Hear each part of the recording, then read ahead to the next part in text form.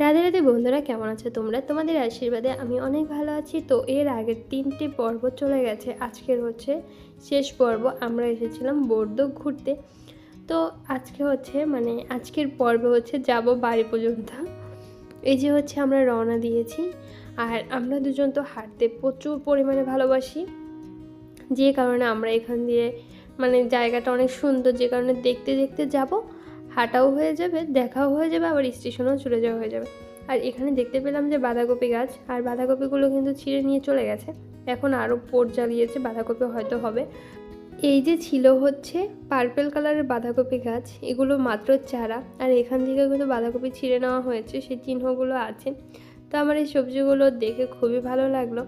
আর এই দিকে ছিল আমার কর্তামশাই দাঁড়িয়ে, আমি ওদিক দিয়ে ভিডিও করছিলাম, আর আমি আর আমার বরমশাই কথা বলতে বলতে হাঁটছিলাম। তো আমি একটু বেশি ক্লান্ত হয়ে যাই ওর থেকে, সেই বিষয়টা নিয়ে আর কি কথাবার্তা হচ্ছিল। আর চারিদিকটা কিন্তু ভীষণ সুন্দর, তোমরা দেখলেই বুঝতে পারবে। আর এখন প্রায় এদেশের অফিস টাইম ছুটির সময়, কিন্তু আকাশ দেখলে কিন্তু মনে হচ্ছে না। এখন প্রায় বাজে 5টার মতো, হচ্ছে বিকেল 5টা। এই যে সবাই কাজ শেষে কেউ ঘরে ফিরছে, কেউ জগিং করছে, এই কাজগুলোই আর কি করছে। আর আমরা সেই সুন্দর জায়গা দিয়ে হেঁটে হেঁটে যাচ্ছি।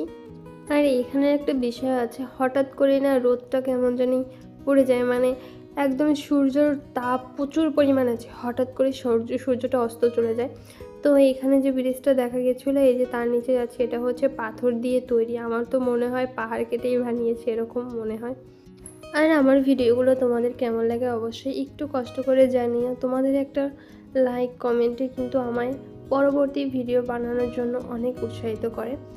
আর তোমাদের একটা কমেন্ট পড়লে আমার মনে হয় যে না, আমি আরও ভালো ভালো ভিডিও বানিয়ে তোমাদের কাছে পৌঁছে দিই। কিন্তু যদি তোমাদের কারো লাইক কমেন্ট না পাই, তাহলে আর ইচ্ছা হয় না।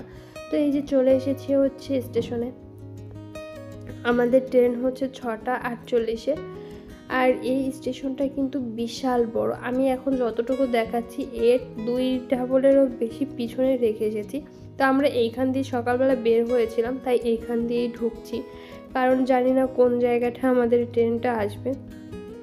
আর এই ঘড়িটা কিন্তু চলছে।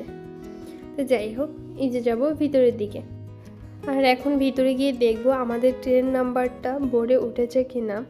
যদিও অনেক সময় এখনও বাকি, তারপরেও দেখার পালা যে ট্রেন নাম্বারটা উঠেছে কিনা। তো আমরা এখানে দেখলাম যে না, আমাদের ট্রেনটা এখনও ওঠেনি। আর এখন মাত্র বাজে 5টা। যে দেখো 5টা বাজতে আর 1 মিনিট বাকি। তো আমাদের ট্রেন এখানে নেই, আমাদের এখন নিচে যাব, নিচে গিয়ে বসে থাকবো, ট্রেনে অপেক্ষা করব। তো এইখানে না আমাদের একটা একটুর জন্য ট্রেনটা মিস করিনি। সেটা হচ্ছে আমাদের ট্রেনের যে নামটা ছিল, আমাদের টিকিটে যে ট্রেনের নামটা ছিল, সেই নামের সাথে যে ট্রেনটা এসেছে তার কোনো মিল ছিল না। তো আমরা এখানে তো বসেই ছিলাম, যখন দেখছি যে সময় প্রায় আর মাত্র 15 মিনিট আছে, আমাদের ট্রেনের পরের যে ট্রেনগুলো আসবে সেই ট্রেনের নাম্বারও দেওয়া হয়েছে, তখন হচ্ছে আমরা দুজনে খোঁজাখুঁজি শুরু করেছি। তো অনেক কষ্টে আমরা ট্রেন খুঁজে পেয়েছি। সত্যি একবারের জন্য ভেবেছিলাম যে হয়তো এই ট্রেনটা আর পাবো না। আর এখান থেকে আমাদের বাড়ি কিন্তু অনেক দূর, এই ট্রেনেই প্রায় 3 ঘন্টার মতো লাগে। তো অনেক চিন্তায় পড়ে গেছিলাম যে এখন তো প্রায় রাতও ঘনিয়ে এসেছে, আমরা কি করে বাড়ি যাবো, আর এখানে আমাদের চেনা জানাও কেউ নেই। পরবর্তীতে এই যে ট্রেন পেয়েছি, ট্রেনে উঠেও পড়েছি, এখন ট্রেনও ছেড়ে দিয়েছে। আর এই যে ছিল ঝাউ গাছ, ঝাউ বন, আর পিছনে না আরও ঘন জঙ্গল আছে। তো আমরা না এখানে না 2টো হরিণের বাচ্চা দেখেছিলাম। আমার তো দেখে খুব মজা লেগেছে।